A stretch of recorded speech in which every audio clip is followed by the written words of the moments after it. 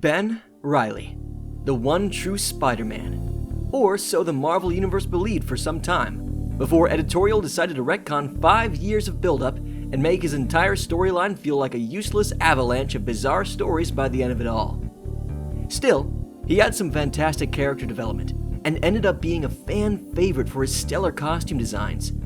And he's had such a resurgence in popularity in the last few years that good old JMD, writer of such stories as Kraven's Last Hunt and A Death in the Family, got a shot at writing Ben again, after rightfully not being happy at the character's story being cut short back in the 90s.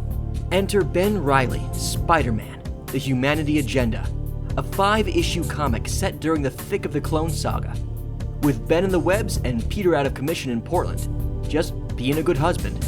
And this, dear true believers, is where we find Ben Reilly defeating a villain, I'm not kidding, with the power of love. Sort of. We open on Ben monologuing to himself on everything that's happened to him as of late, the whirlwind that's been his life these last few months, as he walks the crowded streets of New York City, content to be another face in the crowd, hood up, head down. But he's not just another face. He's identical to the man that J. Jonah Jameson knows all too well, one Peter Parker. Jameson shouts after Ben, grabbing him by the shoulder to get a better look at our protagonist. Ben tries to play it cool, pretend he doesn't know Jonah, but the reporter isn't buying it. He asks what Peter's doing here, having seen Peter off himself as Pete and MJ left town for a brighter horizon. He even takes a shot at Ben's signature blonde hair, calling it ridiculous. Ben stares him down, saying he isn't Parker, which leaves old Brillo Head a sputtering mess, which Ben takes no small comfort in. Reilly leaves Jonah standing there with his big fat mouth open, and he can't help but smile. The pleasure passes quickly though, because as much as Jonah might have annoyed Ben, he was a big part of his life once, a life that our hero can never return to. Even if Ben isn't the clone, his life as Peter Parker is over. He's Reilly now, and he always will be. But that's just the trouble. He doesn't really know who Ben Reilly is. He launches into his tale of the past, how he discovered he was a clone of Peter, and turned his back on the life he figured wasn't his to take. His only concessions to the past being his Uncle Ben's first name and his Aunt May's maiden name. He lived so many lives as he traveled the country, but no matter how hard he tried to make Reilly into a man instead of a mannequin, he failed. Even meeting his clone brother, Kane, and a woman he fell in love with, Janine, only to lose them both by the end of it all. But recently he was drawn back by Aunt May falling ill, not even able to be by her side as she passed away.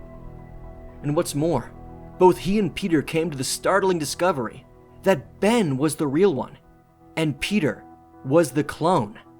But Ben couldn't just step into a life that wasn't his own. He had to try to make a new life for himself as Peter and MJ left to raise their baby in Portland. Reilly is struggling. He doesn't know how to even begin. After all these years of believing he was some inhuman test tube creation, it's hard to believe that they're wrong, that he isn't still the clone. His thoughts are interrupted by a broadcast on TV. The reporter on screen warning of the villain Carrion's escape, a walking plague who can destroy with a touch. Ben dons his costume and leaps into the night, showing off his new and improved sensational Spider-Man suit that, to me, is way better than the old classic red and blues. If you disagree, let me know why in the comments below. To me, I just love those big silver web shooters, and the enlarged spider that wraps around the red sections. It's just a perfect modernization of the costume we're used to. Anyway, Spider-Man races towards Ravencroft, wondering to himself why he's so happy. Is it because there's a maniac on the loose? No. It's because when he's Spidey, he knows what to do. He knows his role in the world. He knows that he can make a difference. Ben says that back when he was Peter, he saw being Spider-Man as a curse. But now, he can see so clearly. It's a blessing. Meanwhile, Carrion is laying waste to the Ravencroft guards who are attempting to halt his escape. Their weapons are useless against him, and all it takes is a touch for him to send them into unspeakable agony. Spidey jumps into the fray, knocking Carrion back against a tombstone as Ben runs over the villain's origin in his head.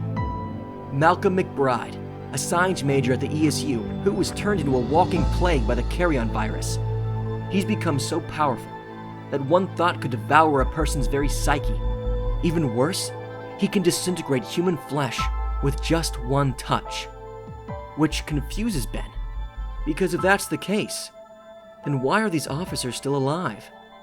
Malcolm fights his way to the surface, trying to stop himself from harming Spider-Man, saying he's his friend. Spidey tries to reason with him, but his words only cause Carrion to claw his way back to the surface, screeching that he didn't force his way back. Malcolm invited him. The villain throws himself at the wall crawler, grabbing him by the face and sending both of them toppling down the hill. Ben cries out in pain, waiting for his flesh to burn against Carrion's touch. But the physical harm never comes. Instead, a tsunami of unbearable sorrow crashes into him, immobilizing Spider-Man, causing him to feel as if he's drowning. But at his peak, Ben Reilly has possibly the strongest will of any Marvel hero, and he forces his way back to consciousness, screaming at Carrion to stay the hell out of his head as he pummels the villain into the dirt, anger flooding through him and drowning out the grief. But he stops himself. He needs to think. Take a breath. If Carrion wanted him dead, he'd be dead. So why isn't he? Because that's not what Carrion is after. It's the emotions. He's in pain, and he can't bear it. He's trying to share his grief in the only way he knows how. Spider-Man crouches down in front of him, offering a hand to the villain, and asking him what could have hurt him so badly that he needed to bring Carrion out to protect him. Taking a terrible risk, Ben grabs Malcolm's hand and demands that he show him. But it's worth it, because if he's suffering and Ben can help him, why not try? The web-slinger is hit with yet another avalanche of emotions, thoughts, feelings, memories. Reilly learns what brought Carrion out. Malcolm's mother had had a stroke. The only person on Earth who'd unconditionally loved and accepted him was gone. And when he lost her, he lost everything. That's why he needed to release Carrion, to release his grief onto the world, to make the pain go away. Malcolm returns to normal, thanking Spider-Man. And Ben says that he himself found out the hard way that avoidance doesn't work, because when you deny the grief, you also deny the love. Now, this is just the first issue to Ben Reilly's Spider-Man, and you want my advice? Go pick it up and read it. You can find the entire thing on Amazon or Comixology, and you really don't need a reading list to jump straight into it. It's easily the best Spider-Man comic in the last decade, and I can't recommend it enough. If you liked what you saw here, please do me a favor and hit that subscribe button. I'd appreciate it. With that being said, this is the Synth Voice Network, signing off.